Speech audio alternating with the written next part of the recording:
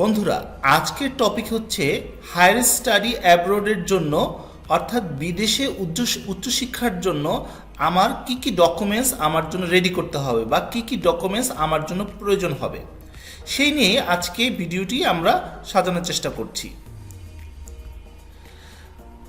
আমার হায়ার স্টাডির জন্য এই সকল ডকুমেন্টসগুলো প্রয়োজন হবে।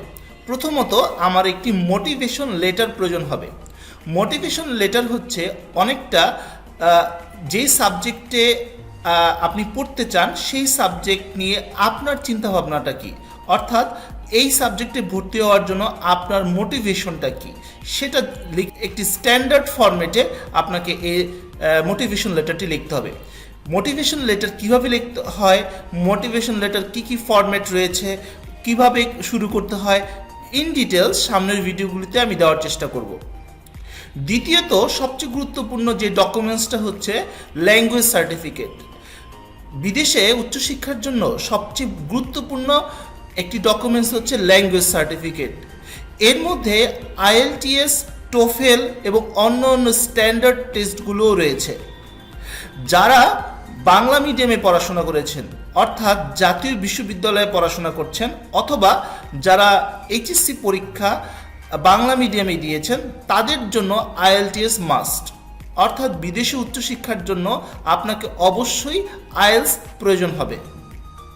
কিছু কিছু ক্ষেত্রে আইএলসটা প্রয়োজন হয় না, তবে সেজন্য আপনি যদি একজন অনার্সের স্টুডেন্ট হয়ে থাকেন তাহলে আপনার বিশ্ববিদ্যালয় যদি আপনার সাবজেক্টগুলো অর্থাৎ আপনি যে সাবজেক্টে পড়াশোনা করতেছেন সেই সাবজেক্টটা যদি ইংরেজি মিডিয়ামে হয়ে থাকে এবং তার লেকচার এবং ইনস্ট্রাকশনটা যদি ইংরেজি মিডিয়ামে হয়ে থাকে তাহলে আপনি অবশ্যই আইএলটিএস ছাড়াই আপনি অ্যাপ্লাই করতে পারবেন।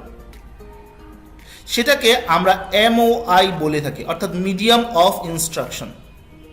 অর্থাৎ আপনি মাস্টার্স করার জন্য MOI দিয়েও আপনি অ্যাপ্লাই করতে পারবেন।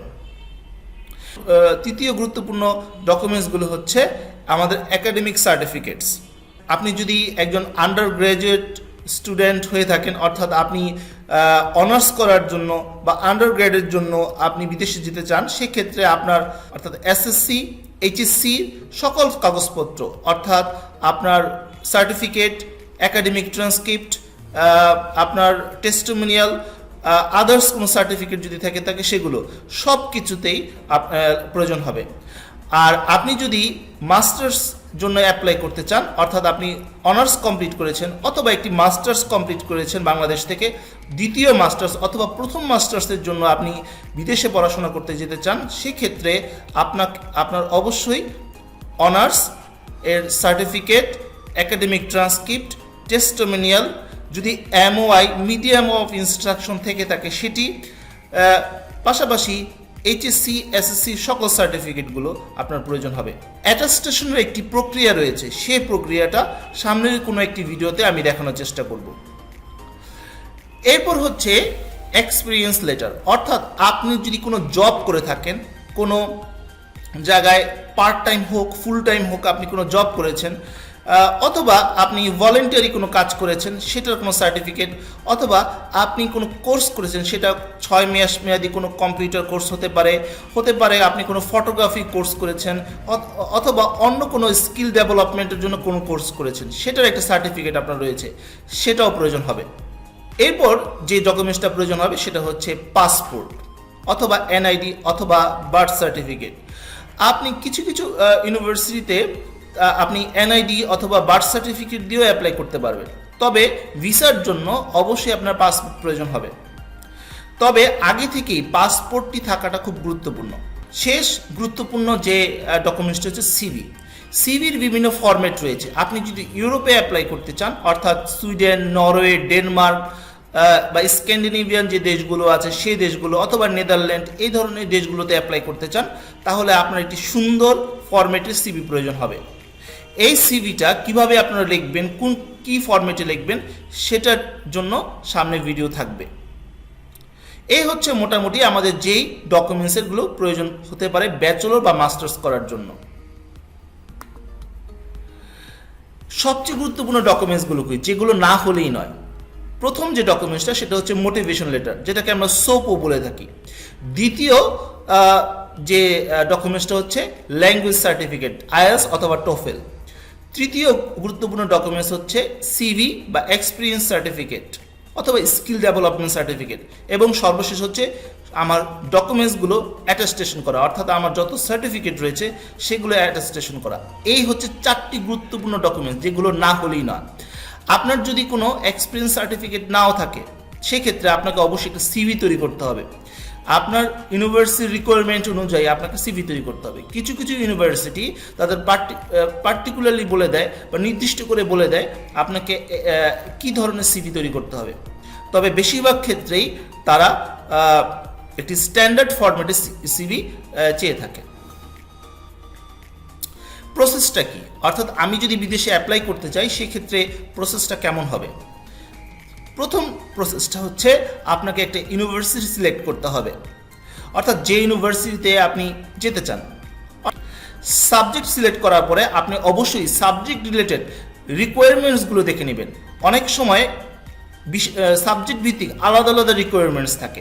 যেমন আপনি যদি সায়েন্সের স্টুডেন্ট হয়ে থাকেন, তো অনেক সময় বলা থাকতে পারে যে আপনাকে যদি ব্যাচেলর করতে যান সেক্ষেত্রে অনেক সময় বলা থাকে যে আপনার এইচএসসিতে বায়োলজি থাকতে হবে, বায়োলজি A+ থাকতে হবে, অথবা বলা থাকতে পারে ম্যাথামেটিক্স থাকতে হবে, ম্যাথামেটিক্সে এই এত পরিমাণ জিপিএ থাকতে হবে। তো এরকম একটা রিকোয়ারমেন্টস দেওয়া থাকে। অথবা আপনার ল্যাঙ্গুয়েজ রিকোয়ারমেন্টসও থাকতে পারে, বলা থাকতে পারে আপনাকে আইএলটিএস 6 পেলেও হবে, কিন্তু আপনাকে রিডিংয়ে অথবা রাইটিংয়ে 6 পেতেই হবে, এরকম একটি রিকোয়ারমেন্টস থাকতে পারে। দ্বিতীয় কাজটি কমপ্লিট করার পরে, অর্থাৎ আপনি ইউনিভার্সিটি সিলেক্ট করলেন, দ্বিতীয় কাজটি হচ্ছে আপনি রিকোয়ারমেন্টসগুলো চেক করলেন। আপনি দেখলেন যে ম্যাক্সিমাম রিকোয়ারমেন্টসগুলো আপনার সাথে মিলে যাচ্ছে। সেক্ষেত্রে ওই ইউনিভার্সিটির যিনি কোঅর্ডিনেটর থাকবেন সেই কোঅর্ডিনেটরকে একটি মেল দিবেন। এই মেল দেওয়ার প্রসেসটা আমি নেক্সট ভিডিওতে দেওয়ার চেষ্টা করব। ফোর্থ স্টেপ হচ্ছে মেল করার পরে আপনার যত ডকুমেন্টস আছে সেই ডকুমেন্টসগুলোকে অ্যাটাস্টেশন করে ফেলবেন।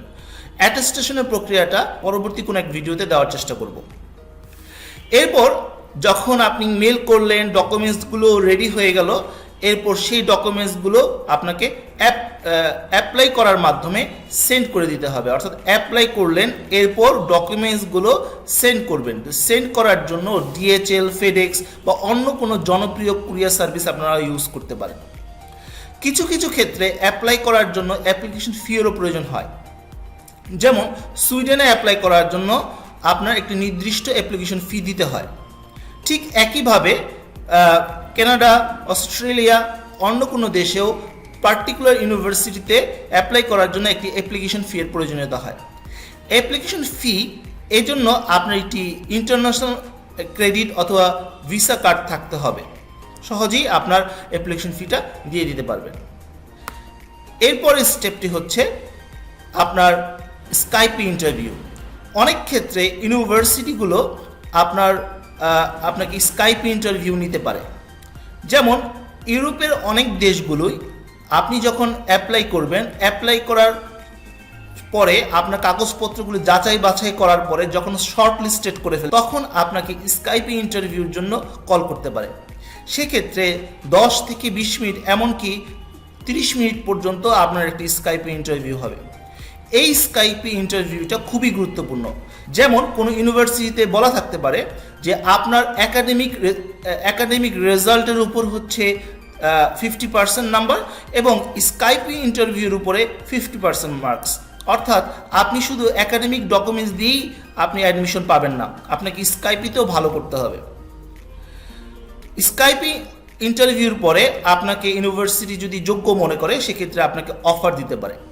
এখানে ইউনিভার্সিটি আপনাকে ফান্ডিংও অফার করতে পারে বা স্কলারশিপও অফার করতে পারে।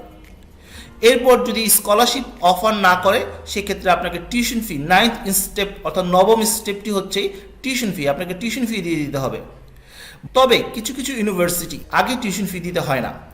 আপনি অফার লেটার পাওয়ার পর ভিসার জন্য অ্যাপ্লাই করবেন, এরপর ভিসা যদি পান সেক্ষেত্রে আপনার টিউশন ফি দিয়ে দিতে হবে, তবে সেটার সেই ধরনের ইউনিভার্সিটি বা দেশের সংখ্যাটা একদমই নগণ্য। ম্যাক্সিমাম ইউনিভার্সিটিতেই আপনাকে আগেই টিউশন ফি দিয়ে দিতে হবে যদি আপনি ফান্ডিং ম্যানেজ করতে না পারেন। যদি আপনার স্কলারশিপ থাকে তাহলে আপনাকে কোনো টিউশন ফি দিতে হবে না। আবার অনেক ক্ষেত্রে পার্শিয়াল ফান্ডিংও থাকতে পারে, অর্থাৎ আপনাকে ইউনিভার্সিটি 50% টিউশন ফি মকুব করে দিল, সেক্ষেত্রে আপনাকে 50% টিউশন ফি পে করে দিতে হবে। এরপর সর্বশেষ স্টেপটা হচ্ছে ভিসার জন্য অ্যাপ্লাই করা। এই ভিসার জন্য কিভাবে অ্যাপ্লাই করতে হবে, প্রত্যেক দেশভিত্তিক আলাদা আলাদা আমার ভিডিও থাকবে, আপনারা নিশ্চয়ই সেই ভিডিওগুলো দেখলে নিজেই বাসায় বসেই অন্য কারো হেল্প ছাড়াই আপনারা ভিসার জন্য অ্যাপ্লাই করতে পারবেন। বিভিন্ন দেশে আসলে বিভিন্ন নিয়ম রয়েছে। কোনো দেশের সাথে ডকুমেন্টস হোক বা অন্য ক্ষেত্রে হোক, প্রক্রিয়াগত দিক থেকে হোক, প্রত্যেক দেশে আসলে কিছুটা ভিন্নতা রয়েছে। তো কি ভিন্নতা থাকতে পারে? স্ক্যান্ডিনেভিয়ান দেশগুলো অর্থাৎ নরওয়ে, সুইডেন, ডেনমার্ক, আইসল্যান্ড এই ধরনের দেশগুলোর জন্য শুধুমাত্র ডকুমেন্টস সেন্ড করলেই আপনার বা ডকুমেন্টসের মাধ্যমে আপনার অ্যাডমিশন হয়ে যাবে। ইউরোপের অন্যান্য দেশগুলো যেমন এস্টোনিয়া, স্লোভাকিয়া, স্লোভেনিয়া এই ধরনের দেশগুলো বা চেক রিপাবলিক এই ধরনের দেশগুলোতে অ্যাডমিশন করার জন্য আপনাকে শুধু ডকুমেন্টস সেন্ড করলেই হবে না, বরঞ্চ আপনাকে একটি স্কাইপে ইন্টারভিউ দিতে হবে। রাশিয়াতে শুধু ডকুমেন্টস সেন্ড করলেই হয়ে যায়। ওশেনিয়াতে অর্থাৎ অস্ট্রেলিয়া বা নিউজিল্যান্ডে সেখানে ডকুমেন্টস দিলে হয়, কিছু ক্ষেত্রে ইন্টারভিউ নেওয়া হয়ে থাকে, স্কাইপে ইন্টারভিউ নেওয়া হয়ে থাকে। আপনি যে দেশটাকে টার্গেট করবেন সেই দেশের নিয়মটা ভালো করে জেনে নিতে হবে। সোশ্যাল মিডিয়াতেও আমি অ্যাক্টিভ রয়েছি, অর্থাৎ ফেসবুকে আপনি ফাহাদ ব্লগস পেয়ে যাবেন, নিচে ডিসক্রিপশন বক্সে আমার গ্রুপের লিঙ্ক এবং পেজের লিঙ্ক অ্যাড্রেস দেওয়া আছে, সেখানে গিয়ে আপনি অ্যাক্টিভ থাকতে পারেন।